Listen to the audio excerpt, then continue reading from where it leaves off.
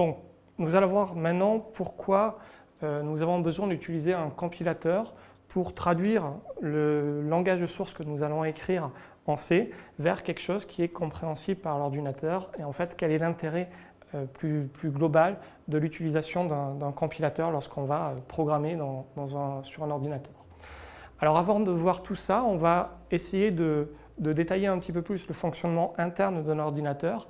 Et en fait, un des premiers chercheurs à avoir décrit le fonctionnement théorique d'un ordinateur, c'est von Neumann, qui a précisé le modèle de ce qu'on va appeler la machine universelle, sur lesquels ce modèle-là sert encore de base actuellement à la construction des ordinateurs. C'est une architecture générale. Tout ordinateur va posséder une mémoire qui va contenir à la fois des instructions mais aussi des données d'utilisateur. Une unité arithmétique et logique qu'on va appeler l'ALU qui est chargée d'effectuer des calculs. En fait, c'est là-dedans qui est codé dans le silicium les opérations mathématiques, plus, multiplier, etc. Un certain nombre d'instructions. Ensuite, on va retrouver une unité d'entrée-sortie qui va être chargée d'effectuer des échanges d'informations entre des mémoires.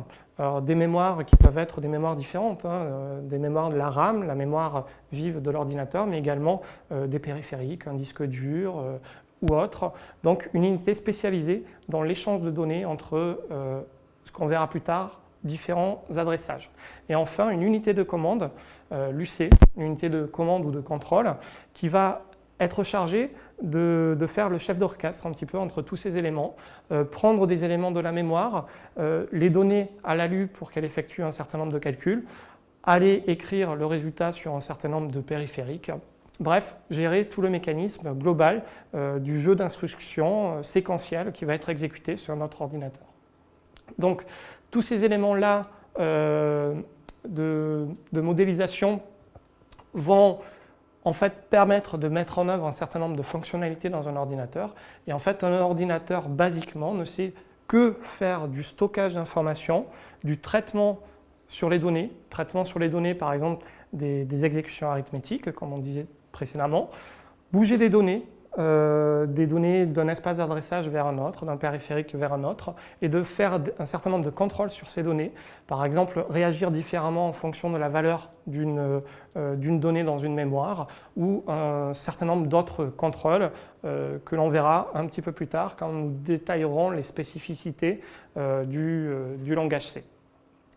Alors, tous ces éléments-là, chacun de ces éléments architecturaux du modèle de von Neumann vont avoir des actions privilégiées et vont devoir effectuer un certain nombre d'opérations pour réaliser l'ensemble des tâches d'un ordinateur. Alors, le premier d'entre eux, l'UC, donc la structure d'un certain nombre d'éléments de la mémoire, et notamment des éléments particuliers que l'on appellera des instructions, qui vous pouvez voir ça comme des ordres en fait. Donc, l'UC va récupérer des ordres dans une mémoire, vous pouvez voir ça comme des ordres en fait. Donc l'UC va récupérer des ordres dans une mémoire, va analyser cette instruction en fonction du type d'instruction. Par exemple, s'il s'agit d'une addition, va récupérer deux autres données en mémoire, les deux opérandes de l'addition. Il peut y avoir des instructions qui vont avoir besoin d'utiliser qu'une seule donnée ou plusieurs. Donc en fonction de l'instruction, l'UC va aller rechercher des données dans la mémoire, renvoyer cet ordre d'instruction, cette opération, ainsi que les données à l'unité arithmétique et logique qui va effectuer le calcul qui va être demandé. Cet ALU va pouvoir avoir besoin d'avoir accès à des mémoires assez rapides, on les verra juste après, que l'on va appeler des registres, qui vont être nécessaires pour effectuer le calcul, et au final, récupérer le résultat du calcul, et au besoin, par l'utilisateur dans le programme qui aura été formé dans la suite d'instructions. Donc la plupart des machines actuelles sont basées sur le modèle de von Neumann, et on va implémenter physiquement ce modèle à l'aide d'un certain nombre d'éléments.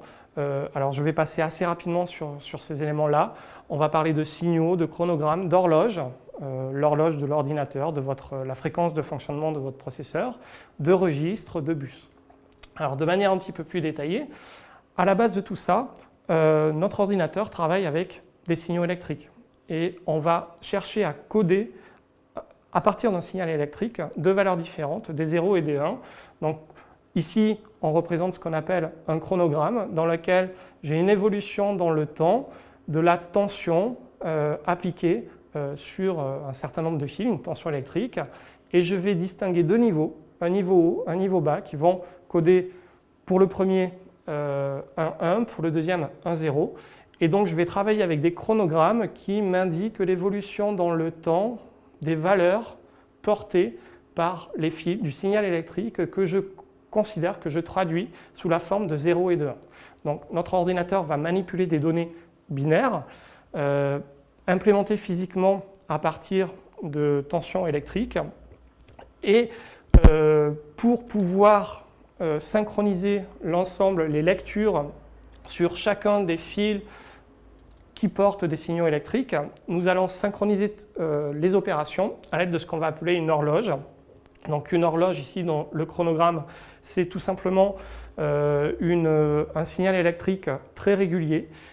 Et on va se servir des oscillations de ce signal électrique pour synchroniser des lectures et d'écritures de données. Par exemple, ici, pour au temps 1, l'UC va pouvoir lire sur les lignes A, B, C, D une certaine valeur. Cette valeur sera par exemple considérée comme une instruction. On va coder la valeur représentée par ces 4 digits, ces 4 nombres 0 et 1 comme étant signifiant par exemple l'opération plus, l'opération moins, etc. Et donc à un temps donné, l'UC va examiner les valeurs électriques de ces fils-là et en déduire une certaine valeur. Alors, on va retrouver aussi, on parlera un petit peu plus tard, de ce qu'on va appeler de la notion de registre. En fait, un registre, ce n'est rien d'autre qu'une petite zone mémoire, mais dont l'utilité est d'être extrêmement rapide. Et pour être rapide, il faut que la mémoire soit un nombre très limité, puisque lorsque vous allez stocker une information dans un endroit donné, dans une mémoire donnée, il va falloir d'abord trouver l'emplacement de cette mémoire.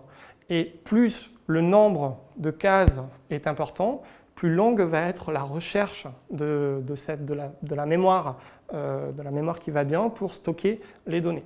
Donc les registres seront des mémoires les plus rapides possibles qui puissent exister, donc forcément en nombre très limité dans le processeur, et vont principalement être utilisés par l'ALU pour stocker des résultats intermédiaires de calcul, par exemple, ou un certain nombre d'opérations qui ont besoin de s'effectuer rapidement. Donc si on remonte au langage C, vous aurez la possibilité de manipuler ces registres, mais c'est quelque chose qui est vraiment peu recommandé, puisque le nombre de registres va varier d'un type de processeur à un autre, et surtout, il est très difficile avec ce tout petit nombre de registres accessibles d'optimiser exactement pour un humain l'utilisation de ces registres. C'est ici que l'on va retrouver un des premiers intérêts d'utiliser un compilateur. C'est un programme automatique qui va se charger de gérer au mieux, en fonction d'un certain nombre de principes, d'algorithmes, vont se charger de gérer au mieux ces registres pour optimiser le temps d'exécution et le fonctionnement de ces éléments-là.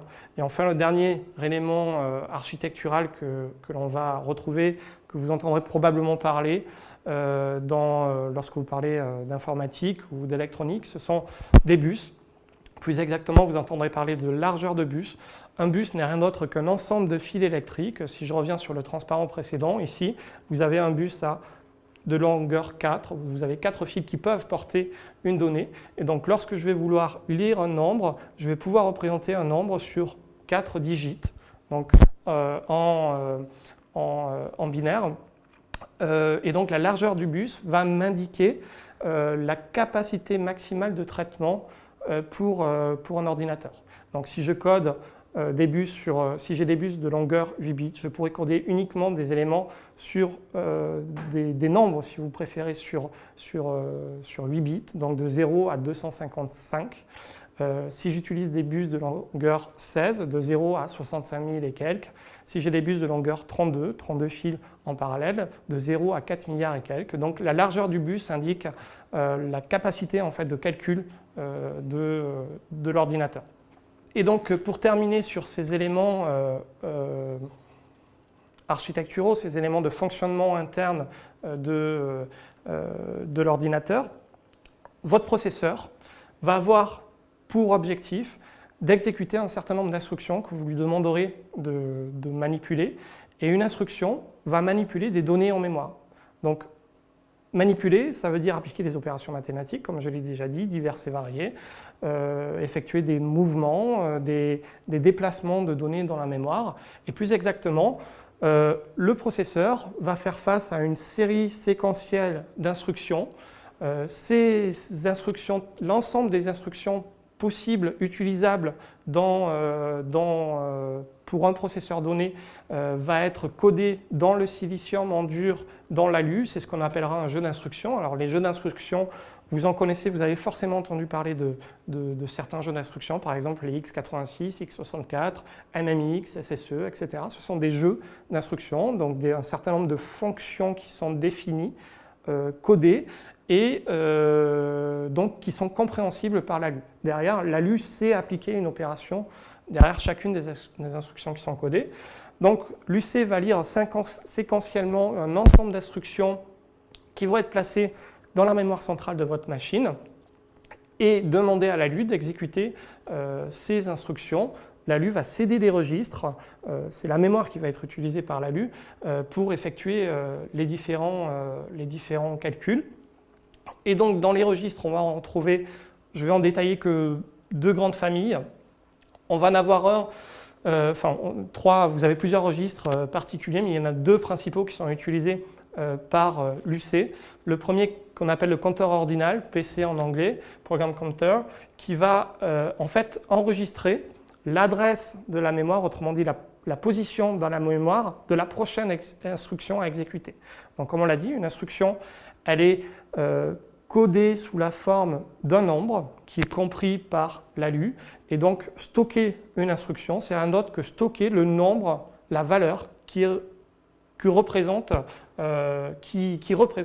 plutôt l'instruction qui va être exécutée. Donc, le PC va stocker dans un registre l'adresse de la prochaine instruction à exécuter. On va aussi avoir le registre d'instruction qui va lui permettre de stocker de manière temporaire l'instruction qui est en cours d'exécution. En fait, c'est à l'aide de ce registre d'instructions que se passe la communication entre l'UC et l'ALU pour exécuter les instructions. Et au final, qu'est-ce qu'un programme? Un programme, ce n'est rien d'autre qu'une série d'instructions à exécuter. Une série d'instructions est un ensemble de données. Donc les instructions vont manipuler les données, faire des opérations arithmétiques, des déplacements, etc. Et au final, cet ensemble d'informations, les instructions ou les données sont codées en langage binaire pour pouvoir être représentées électroniquement par un signal électrique 0, 1. Et donc finalement, un programme, ce n'est rien d'autre qu'une suite binaire dans lequel certains éléments vont être, par exemple ici, le premier élément va être considéré comme étant une instruction, les suivants comme étant des données, etc., etc. Donc la constatation derrière tous ces éléments-là, c'est qu'un programme, finalement compréhensible par un processeur, le processeur n'est capable de comprendre que cette suite de 0 et de 1, à l'exception de toute autre chose, il est extrêmement difficile de programmer directement un programme en langage binaire, en langage machine. Donc pour éviter d'avoir à créer ce genre de programme de cette manière-là, alors pour la petite histoire, il y a très longtemps, au début de l'informatique, les programmes étaient directement codés par les gens de cette manière-là. On avait des manuels de référence avec une correspondance entre telle séquence de digits correspond à telle instruction. Donc voilà, pour écrire une donnée, je l'écris de cette manière-là, etc. Et pour éviter de faire ce travail très laborieux, qui est très loin d'être facilement lisible par un humain, on a créé ce qu'on va appeler des assembleurs. Alors un assembleur, c'est rien d'autre qu'un programme qui va lui-même lire un langage, le langage assembleur, un langage tel que décrit ici, qui est cette fois-ci beaucoup plus lisible par des humains, composé de lettres, etc. Ici, vous voyez add A, B, C, qui équivaut à dire je vais ajouter l'opération add dans A la somme de B et de C, donc quelque chose qui est lisible par un humain. On va pouvoir également mettre ce qu'on va appeler des commentaires, donc du texte qui ne sera pas pris en compte par le programme assembleur, qui sera ignoré, et dans lequel donc on va mettre un certain nombre d'indications humaines, en fait, lisibles par un humain, pour détailler ce qu'on veut faire dans le programme. Et le but de l'assembleur, c'est donc de lire chaque ligne et de transformer chaque ligne en un ensemble d'instructions et de données. À partir de là, il devient plus facile d'écrire des programmes, mais chaque ligne qui est indiquée ici correspond à une suite une suite de bits, de digits qui sont directement compréhensibles par le processeur. Et donc le langage assembleur que vous allez utiliser dépend nécessairement du processeur que vous allez utiliser et plus exactement du jeu d'instructions que ce processeur est capable d'utiliser. Le problème, c'est que là aussi on va se retrouver en face d'une difficulté. Les programmes sont relativement sont un peu plus lisibles par les humains que, en tout cas, le langage machine que l'on avait vu avant. Mais par contre, ces programmes ont une réutilisabilité quasi nulle. C'est-à-dire que si vous changez de processeur, par exemple, vous passez d'un processeur x86 à un processeur x64, donc en 32 bits vers en 64 bits, il va falloir que vous réécriviez tout le programme parce que les jeux d'instructions ne sont pas nécessairement les mêmes.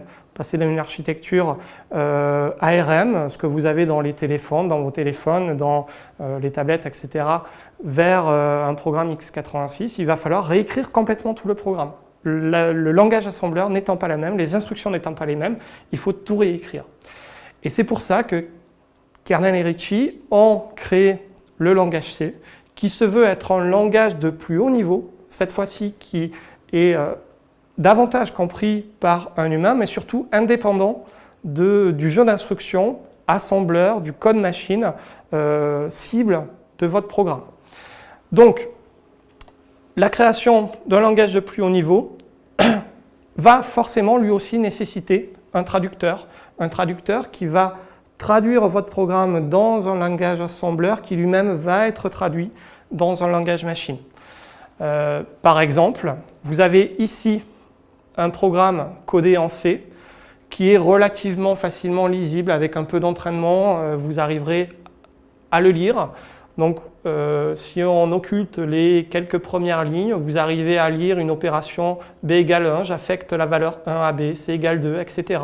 Ici, j'effectue une opération arithmétique. Dans A, je mets la valeur de B plus C plus D plus E. C'est quelque chose qui est facilement lisible par un humain, facilement corrigeable, mais que le processeur ne sait absolument pas comprendre. Vous donnez cette suite d'octets-là à un processeur, ça ne marchera pas. Il ne reconnaîtra pas derrière des instructions de l'ALU et il ne pourra pas exécuter les opérations que vous demandez.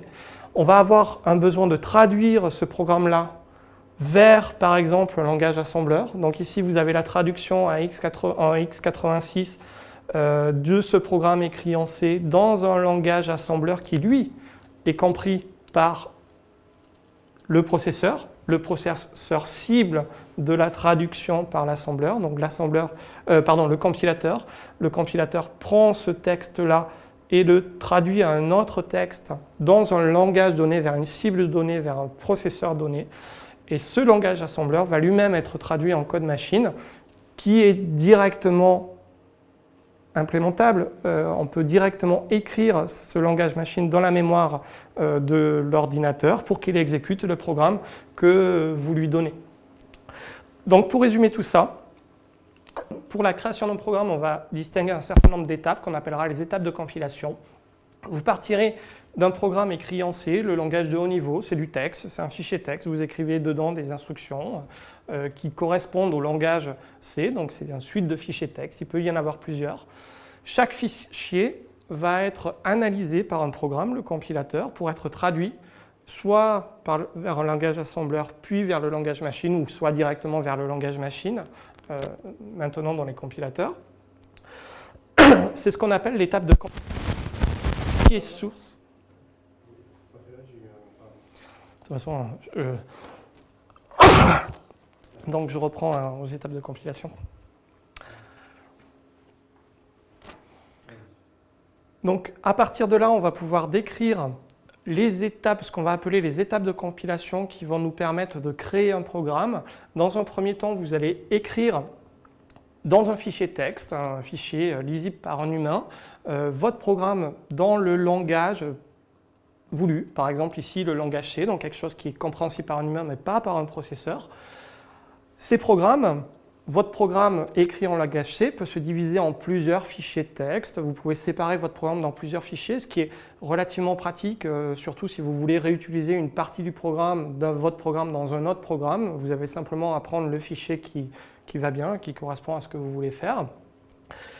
Et sur chacun de ces fichiers qu'on appellera des fichiers sources, vous allez appliquer le compilateur, le programme de traduction qui va traduire ce fichier écrit en langage C, en langage humain non compréhensible par l'ordinateur, vers un langage assembleur, puis un langage binaire, un langage machine, ou alors directement du langage C vers le langage machine en fonction des compilateurs.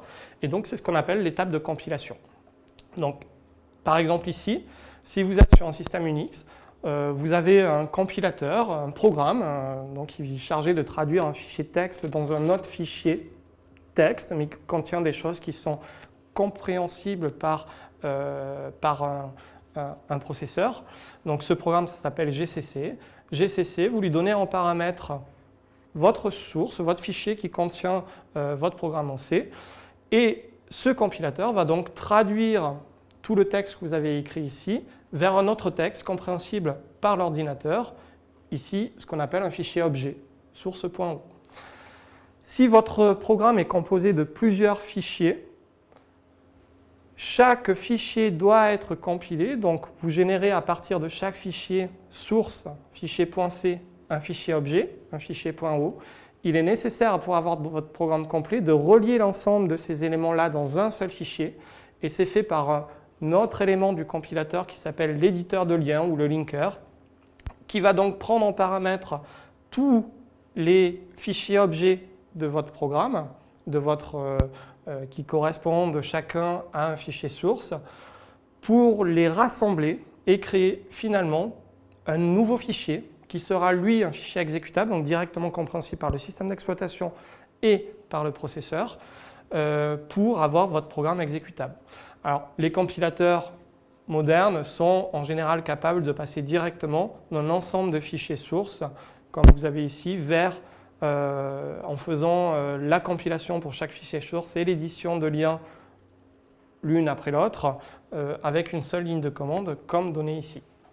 Alors, le compilateur, vous verrez ça plus tard, notamment dans la deuxième partie du cours de C après l'accueil, possède un certain nombre d'options. Il y a beaucoup de paramétrages derrière qui vont nous permettre de faire un certain nombre d'optimisations, de comprendre, de lui donner des chemins de recherche pour des éléments particuliers. Mais nous verrons tout ça un petit peu plus tard. Et donc au final, la dernière étape de la création de notre programme, c'est l'exécution de ce programme-là. Donc évidemment, vous n'exécuterez pas directement votre fichier source puisque ce fichier source n'est pas compréhensible par le processeur. Vous exécuterez le programme qui a été compilé par le compilateur. Donc ce programme, c'est un fichier comme un autre. Vous pouvez l'ouvrir dans un éditeur de texte, sauf que vous ne saurez pas le lire vu qu'il est, codé en langage machine avec un certain nombre de représentations. Et en fait, finalement, le processeur, de quoi il a besoin pour exécuter votre programme? Il a besoin de connaître la première instruction. Donc, le rôle du compilateur, c'est dans votre exécutable d'indiquer, avec un système de codage particulier, quelle est l'adresse, quel est l'octet qui représente la première instruction. Et le système d'exploitation, lorsque vous lui demandez de lancer un programme, va simplement recopier tout le contenu de votre fichier programme dans la mémoire centrale, extraire l'adresse, la case qui correspond à la première instruction à exécuter et la recopier dans le PC, le programme counter. Donc ce PC, rappelez-vous, c'est le registre qui va être utilisé par l'UC pour aller lire la prochaine instruction. Et donc à partir de là, démarrera l'exécution de votre programme. Donc cette fameuse adresse, cette première adresse, c'est ce qu'on appelle un point d'entrée. En fait, dans un exécutable, comme je vous ai dit, le compilateur fait la traduction, la compilation, la traduction en langage machine de votre programme en C, mais va aussi indiquer quelques instructions coder dans votre fichier exécutable un certain nombre d'éléments, comme l'ensemble des points d'entrée, en fait, toutes les premières instructions utilisables dans une application. En fait, il faut savoir que dans un exécutable, il n'y a pas forcément qu'un seul point d'entrée, il peut y en avoir plusieurs. C'est le cas par exemple d'une librairie, alors une DLL, un point .so sous Linux. C'est un exécutable comme un autre, sauf qu'il a potentiellement plusieurs points d'entrée. Et dans ce cas-là, il suffira d'indiquer, on verra ça beaucoup plus tard, quel est le point d'entrée à utiliser pour démarrer le programme. En fait, lorsque vous créez un exécutable et non pas une librairie, vous devez absolument indiquer au moins un point d'entrée qui sera le point d'entrée utilisé par le système d'exploitation. Et quand vous allez le coder en C, vous le coderez, ce point d'entrée, sous la forme d'une fonction. Alors on verra les fonctions, vous avez peut-être déjà vu ça un petit peu en algorithmie.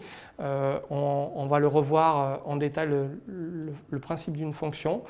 Une fonction particulière qui a un nom particulier, qui s'appelle main. Et donc la fonction main sera toujours le point d'entrée, la première instruction. La première instruction de cette fonction sera exécutée comme première instruction de votre exécutable. Pour terminer sur ce chapitre, un petit exemple d'un programme en C. Donc dans ce programme en C, on va retrouver un certain nombre de choses. Décodage de fonctions. Alors vous voyez des accolantes ouvrantes et fermantes qui définissent des blocs. Les blocs de premier niveau vont délimiter des fonctions. Et donc il y a au moins une fonction qui s'appelle main. C'est par ici que va débuter notre programme. On va retrouver dans ce source des commentaires. Alors des commentaires en C99, on peut en utiliser deux types. Un qui va tenir sur plusieurs lignes ou certains qui vont être utilisés sur une seule ligne. Le principe des commentaires, c'est de ne pas être lu par le compilateur. En fait, le compilateur les saute lorsqu'il va faire la traduction. Donc, vous pouvez écrire ce que vous voulez. Il est recommandé, enfin, ça ne réduira pas la vitesse d'exécution de votre programme. Ce sera tout simplement ignoré par le compilateur. Mais par contre, c'est très utile pour quelqu'un qui va relire un code de savoir, d'avoir des détails supplémentaires sur le fonctionnement. Par exemple, le détail d'un algorithme, une stratégie utilisée, des choses comme ça. On va donc trouver ici, dans un fichier source, des déclarations de fonctions. On va retrouver des définitions de macros, on verra ce que ça veut dire plus tard, qui commencent par dièse en C. Donc des commentaires, des déclarations de variables. Donc une variable, c'est une case mémoire qui va permettre de stocker une information. En C, il va falloir que vous prédéclarez toujours les variables que vous allez utiliser. Donc quelques petites remarques pour terminer. La rapidité d'un programme écrit en C est en grande partie due au fait que le compilateur ne vérifie pas grand-chose, présuppose que le programmeur sait ce qu'il fait, c'est de votre responsabilité d'écrire un programme correct. D'autres langages, comme par exemple le Java, vont être, d'autres compilateurs, le compilateur Java va être beaucoup plus précautionneux, va vérifier tout ce que vous faites, mettre des instructions supplémentaires pour contrôler que vous n'écriviez pas, par exemple, un endroit que vous n'avez pas le droit d'écrire. Vous avez un tableau d'une taille donnée, écrire en dehors du tableau, c'est interdit. En C, on ne le contrôlera pas. Si vous le faites, vous aurez des erreurs à l'exécution, mais le compilateur ne vous avertira pas, ne placera pas des instructions que vous n'aurez pas demandées. Conséquence, les programmes sont extrêmement rapides. C'est difficile de faire plus rapide qu'un programme écrit en C. Par contre, pas de vérification, il va falloir être très précautionneux dans l'écriture de votre code. Donc, un code en C est très compact, rapide, mais il faut être extrêmement prudent dans la programmation, et j'insiste largement là-dessus, c'est une des difficultés de la programmation en C. Donc, dernière remarque, le C est un langage faiblement typé, c'est-à-dire que les types de données que l'on va manipuler tout à l'heure, je vous ai dit dans l'exemple précédent qu'on utilisait ici, on crée une variable qui s'appelle lettre qui est la taille d'un octet dans laquelle on va pouvoir stocker un entier d'un octet entre 0 et 255. En fait, il existe différents types de données. Donc, les entiers, vous en avez de différentes tailles. Un octet, 2 octets, 4 octets, 8 octets sur les architectures 32 bits. Mais vous avez aussi des nombres flottants, des nombres à virgule, des chaînes de caractères. Alors, pas exactement des chaînes de caractères, mais des caractères. Et des types structurés que l'on verra plus tard, des tableaux, des structures, des choses comme ça. Mais globalement, le C est faiblement typé, c'est-à-dire que le nombre de types différents de données est extrêmement restreint, il y en a très peu. et sont surtout très très proches de la représentation interne que se font les processeurs de ces données-là. C'est une des choses qui fait que le C est très rapide. Et par exemple, il n'existe pas de type chaîne de caractères. Une chaîne de caractères n'est pas représentable directement en C. On pourra évidemment représenter les chaînes de caractères en C, mais il faudra passer par une structure particulière. En fait, une chaîne de caractères, ce sera un tableau de caractères qui se terminera par un caractère particulier. Voilà.